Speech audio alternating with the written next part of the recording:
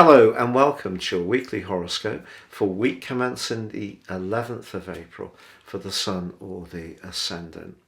I'm going to give you a broad overview of the key changes and influences, but if you would please stay with me, I will then dive deep to give you each of the 12 zodiac signs in detail. This week begins with Mercury, the planet of talk and thought, that influences communication and distribution and transport, moving into the sign of Taurus. This is the second phase of its journey. It's just finished 21 days in Aries, very much to do with initiation. The sign of Taurus is about foundations, values, worth, can be about money. So Mercury here is wanting to see more substance for the things we've been working on in recent weeks. But on Tuesday, Jupiter and Neptune come into an exact conjunction. They came within 3 degrees into conjunction from the end of March and will continue to be so through to the end of April. Now, because they're both the ruling planets of Pisces, and Venus moved into this sign last week where she is exalted, this gives us an opportunity to really embrace the more ephemeral side of life. It's not necessarily to do with what we can see, it's what we can feel, it's our instincts. Now at their best, these two coming together is asking us to find a higher truth. We can see the realities of life in lots of ways, can see how the distorting element of Neptune can be applied to information, Jupiter, especially when it comes to battles of philosophy in a less than constructive way.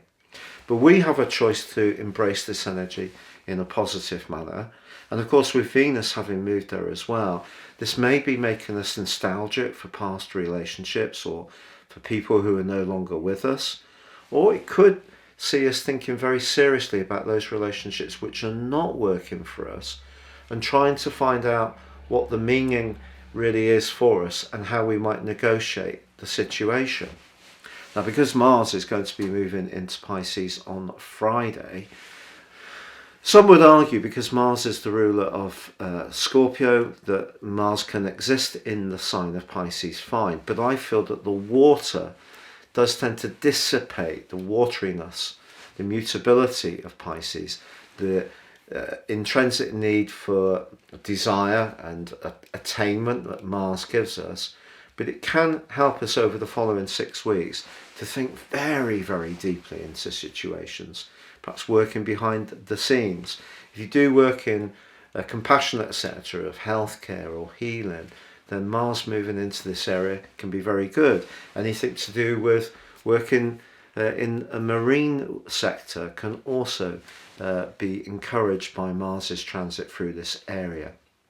But on Saturday we do have the full moon in the sign of relating, aesthetics, presentation, art and fashion, of course Libra. But on the other side of the heavens we have the sun in the go-getting Aries, which is very much to do with us as individuals.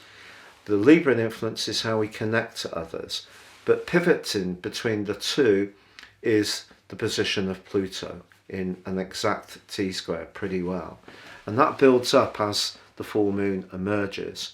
I think some politics around balancing what we need for ourselves and what we're prepared to give or get from others is going to come more sharply into focus. But then as the week draws to a close, Mercury is accelerated forwards and is very close to Uranus.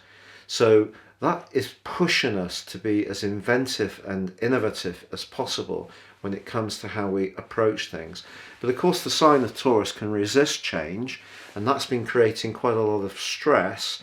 So Mercury being there just can make us a bit more agile, flexible and nimble about how we do deal with facing up to the reality that a lot of raw materials and the things we consume have become more expensive. But if you are someone who's entrepreneurial, it's a great opportunity to think outside the box about how you might make the most of a talent, and especially through anything that has a digital output or is just very fresh in its approach. If you, for example, identify a service which no one else is providing, then you can seize the opportunity really quickly. Things happen quickly with Uranus in the mix, so maybe an unexpected conversation or something to do with a financial change can present itself as this week draws to a close. Now, if you are new to my channel, I would be honoured if you would subscribe. Please click or tap the bell notification symbol. Also, if you'd like to ascend above this Zodiac broadcast and embrace more serious astrology, please see my special offer below, where you can get a year's forecast and your character analysis based on your time, date and place of birth. And if you give me those 3 pieces of information, I can give you so much back to help guide your moves, not just in the next year, but in terms of understanding your deeper potentials and how you can seize those, make the most of them future forward for many moons. Hello Aquarius, and welcome to your weekly horoscope for week commencing the 11th of April. Monday sees Mercury move from the quick move in bright and epithescent 3rd house of your situation into the 4th. That can see you over the following 21 days thinking a lot about your home and emotional situation. Towards the end of this week, Mercury combines with your modern ruler of Uranus. Your need for space, which is quite a big part of your nature, could be emphasised as the week draws to a close. Of course, there is a full moon this week in your sister air sign of Libra. There's a lot of energy and ideas buzzing around, a lot of food for thought, and maybe by the end of this week you might just need to have a little bit of time to download everything that's going on, especially if you do feel really stimulated, which I think is really possible. Now, of course, Pluto, the planet of truth, transformation and power, does pivot into the full moon in a T-square.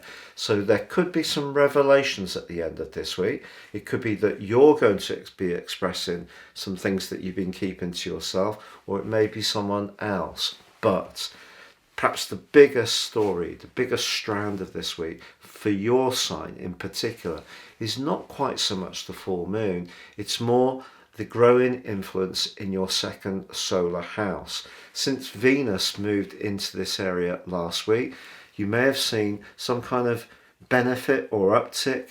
Perhaps you felt better about your personal appearance. Maybe you spent some money on enhancing that in some way. Or it could be that there has been a slice of fortune financially. And with Jupiter, the planet of luck, combining with Neptune on Tuesday, there could be more. But then on Friday, Mars moves into this area from your side. And the energy that Mars has been giving you over the last 6 weeks to really work hard on focusing on what's really important to you. If you've been able to do that very effectively, results can follow in the following 6 weeks. So in general, yes, your sign has a reputation of not being so materially motivated, but we're all living in a cost of living crisis. You know, lots of things are going up in their expensiveness. And if you can find ways to improve your income and earning, I think you're going to be very motivated to do so. But the stars, planets are very much on your side this week in that regard, and can also give you a nudge to enjoy some pleasures, good food, good wine, those kind of things. Even for some lucky water bearers, some moments of very special intimacy.